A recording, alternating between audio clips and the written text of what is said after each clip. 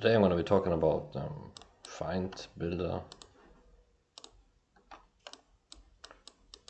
find enemy, feindbilder, and endless stupidity.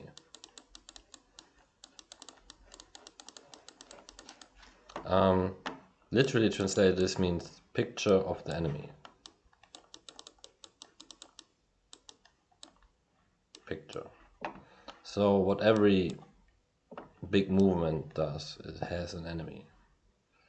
So it creates an in-group. It says, okay, everybody that subscribes to my ideology or my religion, that's and they need to draw a border. At least we are not, or they, it's like a pressure cooker. Let's say they are a boxer. Let's make it brown. Say they are a boxer, and they are. If you punch here, it will swing back. That's the boxing.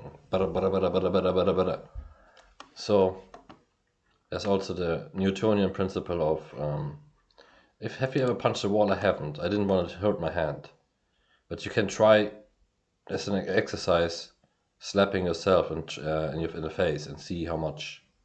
It's a bit risky if you're not well coordinated, maybe, or if you just. But imagine how much damage if you push down on the floor with your ass on a chair. The chair also pushes back on you with the same amount. That's Newton. That's not really an action, but every force needs a counter force, and then there is balance. So you sit statically on a chair because there's something holding you up. At the same pressure you press down, it presses up against you and it comes to zero.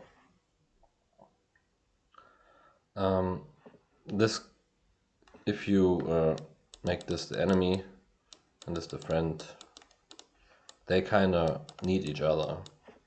On this side, these guys are my friends, and those are my enemies. From this side, those are my enemies and those are my friends. There's a certain lack of enemies in the West. It has been starting to cannibalize itself.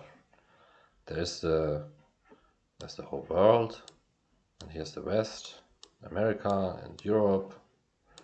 Somewhere down here is Africa. So those are like this is the media universe the West lives in. Is in America colonizing, and then there's also everyone has their own little itty bitty. Germany is very anxious about anything to do with. Well, it's the same thing. It's just amped up a notch in Germany. We don't have the. It comes with the whole thing. If you as soon as you say, I don't want to have unlimited people foreigners in my room, you get immediately placed into the box. Okay, we got this big bucket here, and Nazi. You are a Nazi. Okay, so that's called the Nazi Keule Club, Nazi Club. Welcome to the Nazi Club. You get the Nazi Keule. You are being hit with this big club. You are now a Nazi. If you say anything of the verboten dogmas, speak against them, boom, it's very easy in Germany.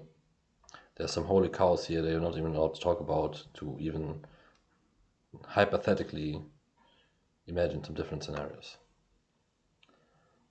It's a very so. In Germany we say there's the holy cow, and has a number and it starts with a 6. It's the holy number 6, and we never say something against the 6. And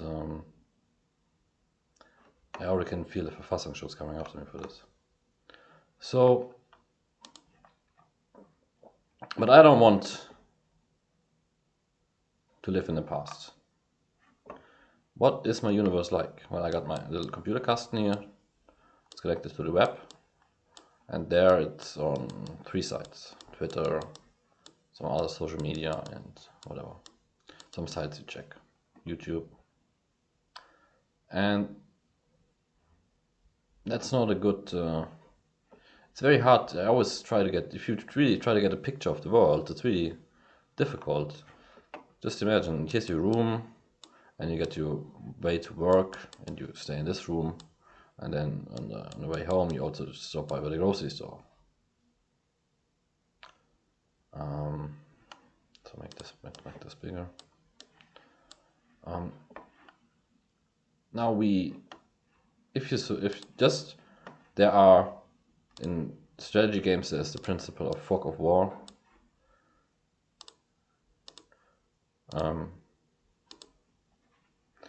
There's a fog of war everywhere.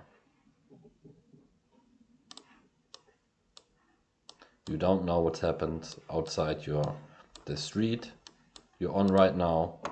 What's happening in the right next door to you. You have no idea. You have no idea what's going on, but you assume it's just a normal life you see on the street. Normal people living a normal life.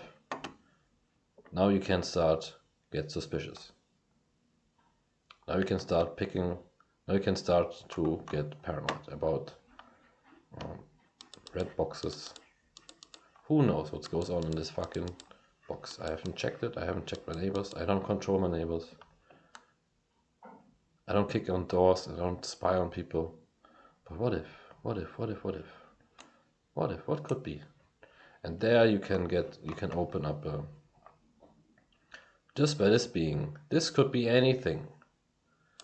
There could be a slot. Let's go into an ugly scenario. There could be a slaughterhouse be run next to you in some basement that uses humans as cattle or something. That would be an ugly example. But there was the cheese pizza, the pizza gate. That's what I'm talking about. Absolute paranoia. Now, if it is founded or maybe it's not that. If you check what led the people to believe into this,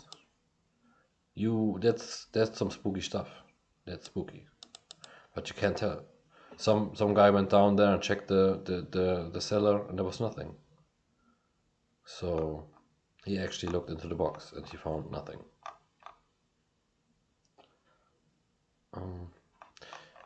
There's also the very pretty symbol of this. This goes like this. It has something like the black sun. Boogie boogie boogie. Well, imagine you want to reach the center, but you're here, and you have to take a turn, and you have to take another turn, and maybe you can imagine there are unlimited numbers of turns. You just can't see the center from the outside. Now you can imagine these as different rails. Like imagine people being on rails, like on a carousel. Some people go to work at 8, some people go to work at 8:30. Some people take the bus, some people take the train. So this is where parallel universes can actually exist. It's the possibility that, this is wild speculation, but I prefer this than imagining, okay, so parallel universes are, there's this universe here, and there's this universe here, and now we got the Spider-Verse linked, and somehow the pig Spider-Man can come over here. And now we got a pig Spider-Man, and we got a black Spider-Man, we got this Spider-Man, all in the multiverse. Whatever. And they go through portals or whatever. I don't remember what the Spider-Verse worked in. The multiverse worked in the Spider-Man movies. But there are spheres of people and circles of society you just won't know about, and you will never hear about unless you have a friend who likes to brag about his adventures.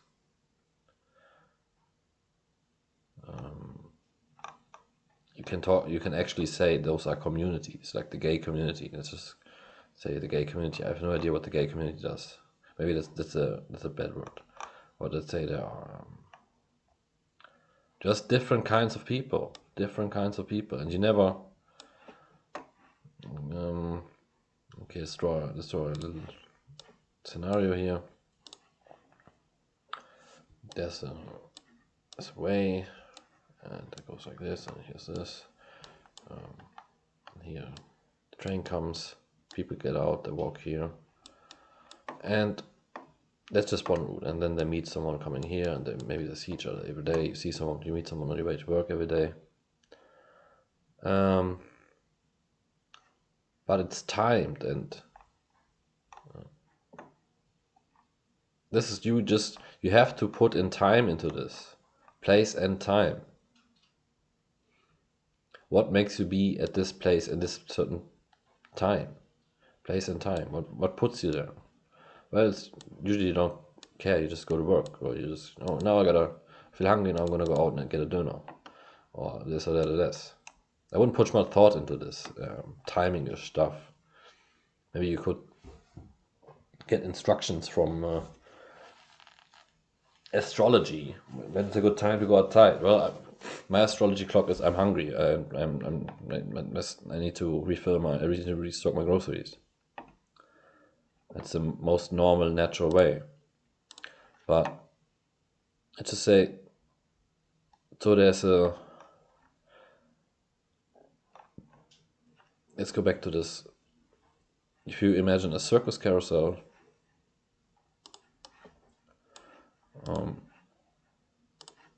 it goes round and round and round. But right behind here, let's say this is the pony, and right here is a little horsey, and then there's a fire truck. They don't crash into each other. They're on the rail. They're different. They're separated. And they go round and round and round. This center, which you can't access because it's nobody sits. Maybe that you could construct one carousel where you could sit at the center, but it would, I don't know, would that turn? That would be a physics problem. Does the middle of the wheel actually turn? Then you have to start to argue about what's the smallest point you can draw, or what the smallest point you can grasp, and then you're suddenly down into on the lowest level into a quantum cloud of probability, and you could say we have no fucking clue. So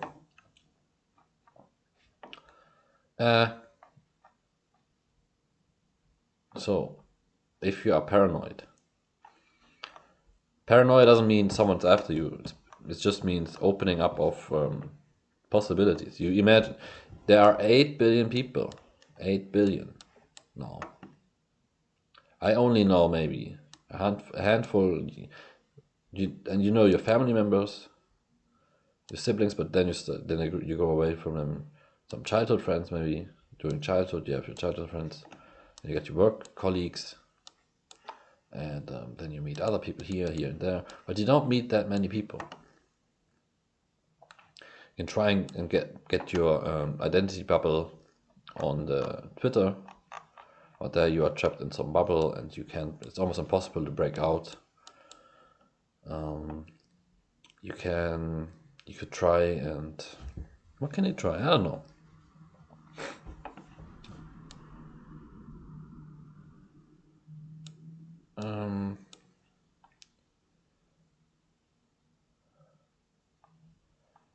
Coexist is we probably do coexist with a lot of shit we don't know about, and that's for the better, because I don't want to hear a lot of shit. I just get mad. And so let's go back to short excursion on English stupidity. Imagine, let's go with a hole, like a bottomless pit, and it has no bottom. It goes just deeper and deeper. Endless stupidity. And it's also black. It's a black hole of endless stupidity. That's fantastic. Now I can start the abyss. Now I can start looking into the abyss. I could imagine what could happen. What could be true? What could be down there? This how then you how deep do you want to go here? And what consequences are going to make from this? That I can imagine the nastiest shit in my brain. I could imagine a lot of shit. I can imagine a lot being happening or being. Then you come to the question: do I really want my heroes, Bill Gates, and whoever, someone you admire maybe? Do I really want my heroes to be part of some Ponzi scheme where the whole world just works by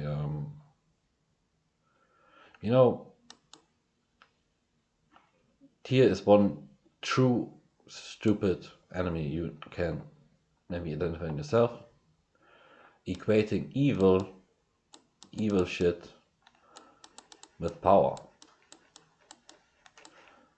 That's a false friend. That's just not true. But everybody in their little, you have to punch up. Those powerful pedophiles are killing our babies. They're raping our children. And they do that to get power from Satan, obviously. You see the sickness of the mind that thinks like that? It assumes that doing evil somehow makes you powerful and wealthy. So that's a big bucket of for me to puke on.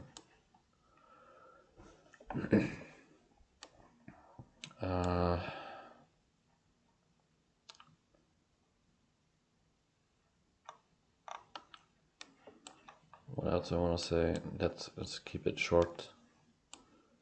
Well, do you want to live in a world that's disgusting and ugly?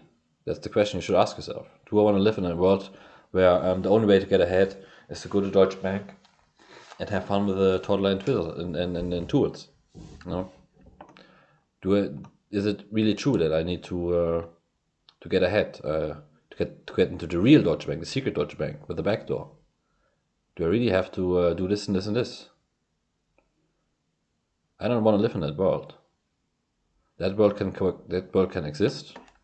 Maybe it exists on some level, in some fiction brain, and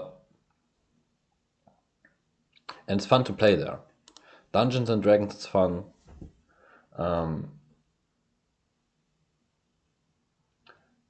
But just by talking with a group of people, how you are a wizard and you shoot bolts from your ass to beat the dragon, doesn't really get the dragon into the world, does it? It's still in your head. It's still Hirngespenst. The realest thing of a dragon you will see is maybe in some movie.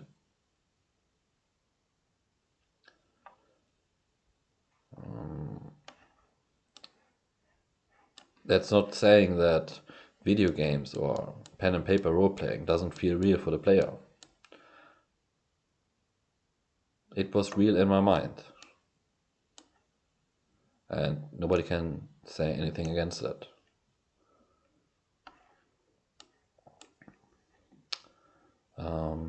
So I would say be careful to equate being evil with being powerful.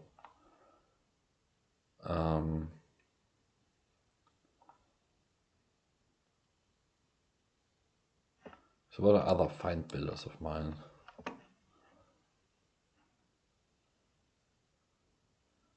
There's general endless stupidity. If you get this going, if you imagine there are people like this who exist, they join the Church of Satan, and they get the Satanic Bible, and they see the word sacrifice, and they immediately get a hard on. I gotta sacrifice someone else. Let's go. I'm getting my knife out. I'm getting all this shit. Well, then you can start imagine what could be a just punishment for that behavior. And then you can also start imagining, what if there is just punishment for such behavior and such people and such ideas. And if you can't, and maybe what's the use for something like this? What would be the use? What useful would it be to have that in this world? What use would it be to me?